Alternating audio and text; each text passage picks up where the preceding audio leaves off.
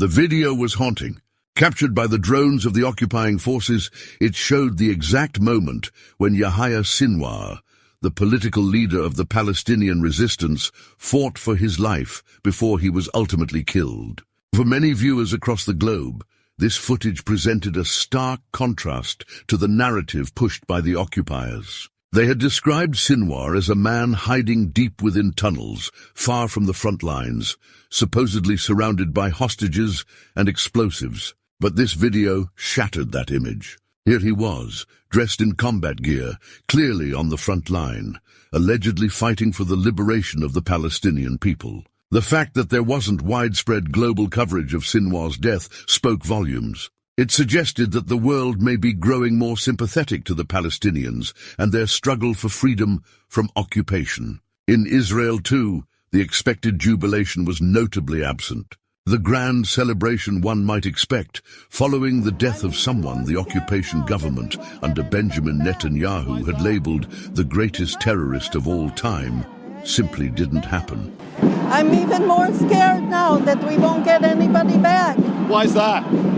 Because they have no reason, and revenge. The elimination of Sinwor seemed unrelated to the pressing issue of over 100 Israeli prisoners who remain in Palestinian custody, hidden in underground jails. The ongoing failure to secure their release has led many to question whether the assassination of resistance leaders from Gaza to Lebanon has done anything other than inflate the ego of the occupation forces. الجولة من الصراع مع الاحتلال أردنا أن نوصل رسالة للاحتلال، هي فقط رسالة كانت، وإحنا كنا جاهزين لوقف إطلاق النار بعد ساعات من بدء تفجر هذه الجولة. كنا وأبلغنا الوسطاء في اليوم الأول وفي اليوم الثاني وفي اليوم الثالث، أبلغنا الإخوة المصريين، أبلغنا الإخوة القطريين، أبلغنا ممثلي الأمم المتحدة أن لدينا الاستعداد لوقف إطلاق النار فوراً ودون شروط. فقط نحن أردنا أن نوصل رسالة للاحتلال بأنه لا يمكننا أن نقبل أن يستفرد بالمسجد الأقصى وبالقدس وبأهلنا في الشيخ جراح، وأن يستمر في سياسته التي تخالف القانون الدولي وتخالف القرارات الدولية في القدس وفي الضفة الغربية بالاستيطان ومصادرة الأراضي وباستمرار الحصار ضد أهلنا وضدنا في قطاع غزة وباستمرار سياسات الفصل العنصري والتمييز العنصري ضد أهلنا في داخل الأراضي المحتلة عام 48. وأهلنا في الداخل هو الذي سيحدد شكل المستقبل القريب إن شاء الله رب العالمين. So the war isn't completely over. وهذه يعني احنا الصراع اللي بيننا وبين الاحتلال اللي اغتصب أرضنا وهجر أهلنا ولا زال يمارس القتل والتشريد ومصادرة الأراضي والاعتداء على المقدسات معركة مفتوحة. احنا مقتنعين قناعة يقينية بأنه نحن لا نريد الحرب ولا نريد القتال لأنه كلفته باهظة. وشعبنا احنا في غنى عن مثل هذه المواجهات وهذه الحروب. احنا في فترات طويلة لجأنا إلى أساليب المقاومة الشعبية السلمية والمقاومة الشعبية، وللأسف الشديد جدا كنا نعتقد بأنه العالم والدول العالم والشعوب الحرة والمنظومات الدولية تقف إلى جانب شعبنا وتكبح الاحتلال من أن يرتكب جرائم ومجازر ضد شعبنا، لكن للأسف الشديد جدا وقف العالم متفرجا على آلة حرب جيش الاحتلال. To many in the West, Yahaya Sinwor is portrayed as a monster, a symbol of terror. But his life story tells a more nuanced tale, one of resistance born from years of injustice and colonialism.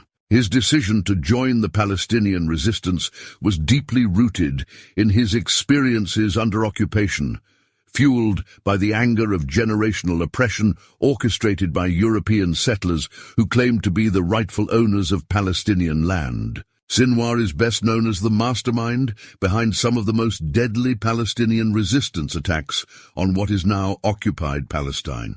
However, little is understood about his personal motivations, his rise to power, or how he became one of the most wanted figures in the region. Who exactly was Yahaya Sinwor? What ideology drove him, and how did he evolve into a central figure in the Palestinian resistance? Before delving into the details of his life, it's important to clarify that at OMT News, we do not condone violence as a means to resolve disputes. We firmly believe that diplomacy is the ultimate path to addressing grievances between opposing sides. With that said, the occupation government wasted no time reveling in the news of Sinwar's death. Netanyahu quickly appeared on national television, reading from his teleprompter to announce the leader's demise. Yet there was a noticeable shift in the tone of his message. Only weeks earlier, Netanyahu had labeled Sinwar a coward, claiming he was hiding in a tunnel with hostages, evading capture or death.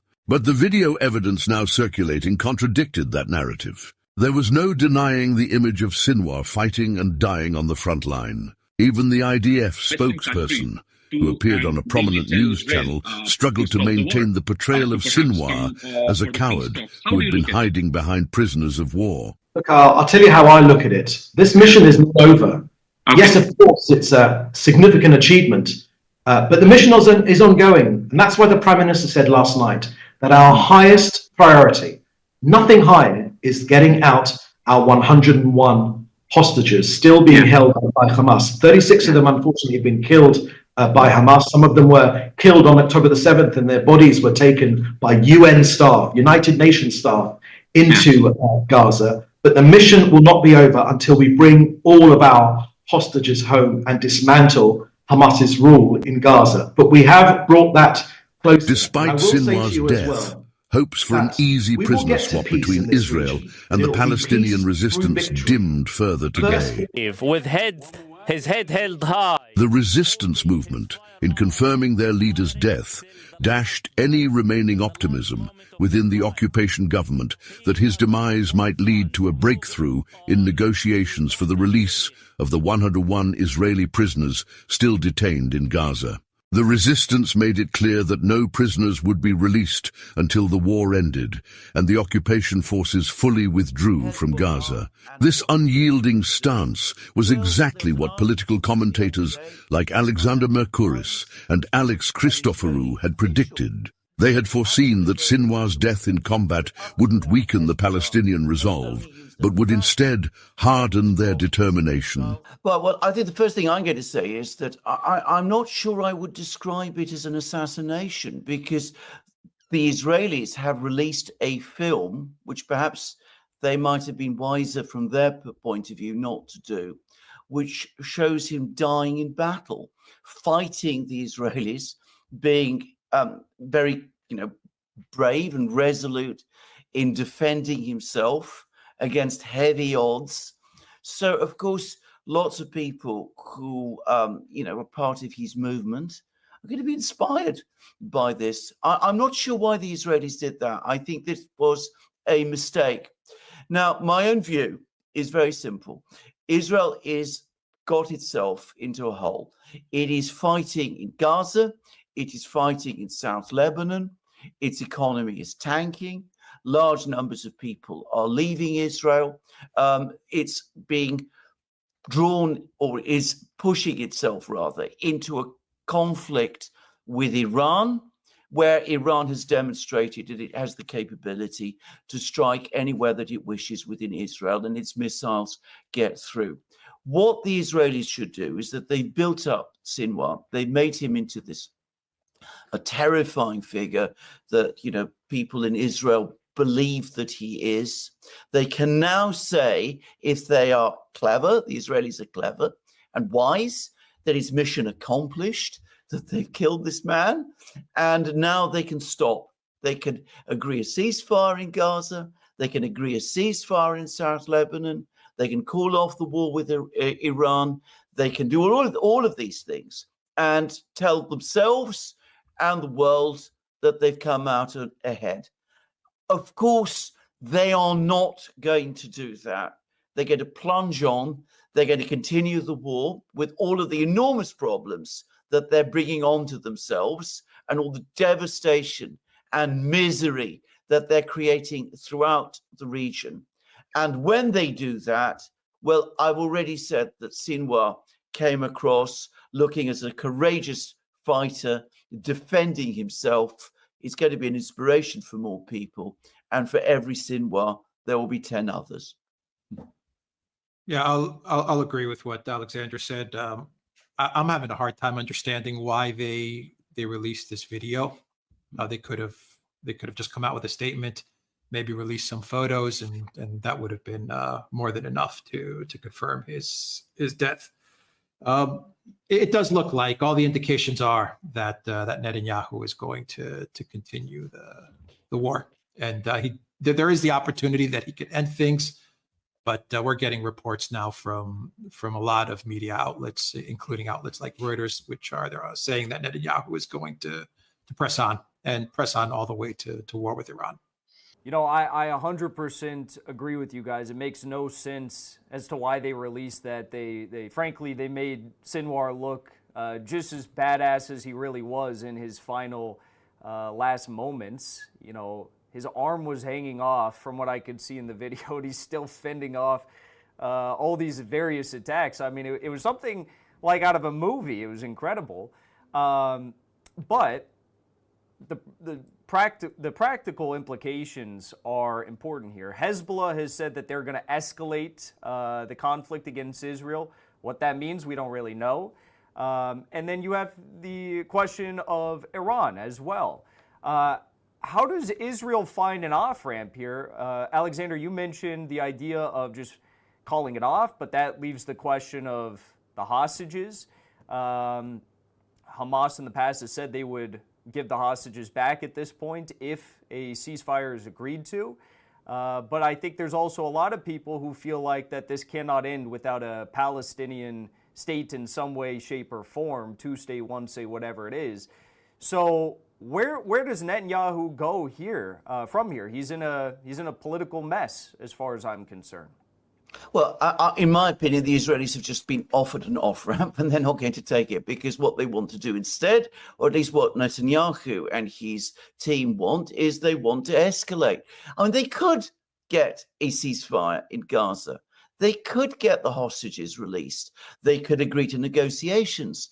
Of course, they would be negotiations which they might not be happy about the outcome, but we've seen that Israel has never up to now been put under any real pressure by the Western powers in any negotiation process. So maybe they shouldn't fear negotiations. But the fact is, what the Israeli government wants to do, what Netanyahu wants to do, what the people around him want to do, is they want to pursue a war.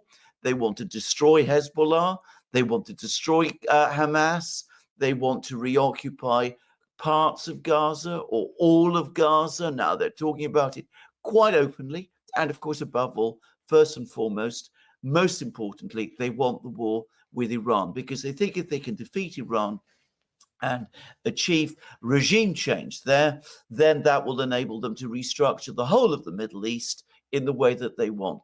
It is, in my opinion, completely delusional. It is taking Israel further down the path to its own ultimate defeat, but that is what they're going to do.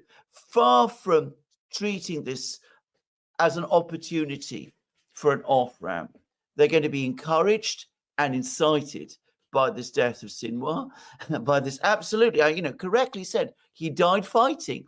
This death of Sinwor, they're going to see that as another opportunity to escalate even more.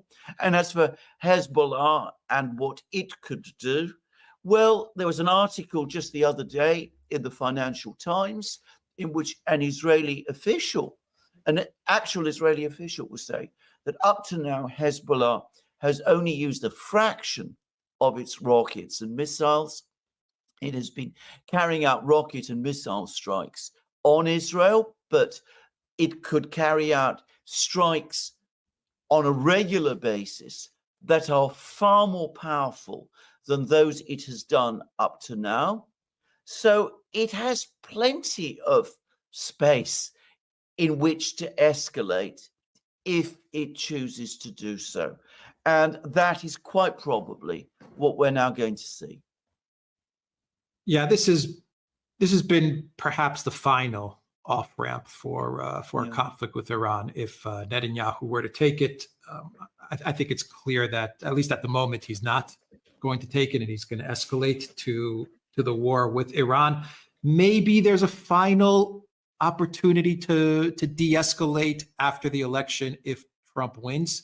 I know I'm going to get pushback for saying this, But I'm a little bit encouraged by what Trump said to Patrick Bet-Davis about Iran, where he was asked about regime change in Iran, and Trump seemed that he was very negative towards any type of regime change in Iran. So maybe there's a small opening if Trump wins, that perhaps we could try to get some sort of a de-escalation, at least with regards to conflict with Iran, or maybe the U.S.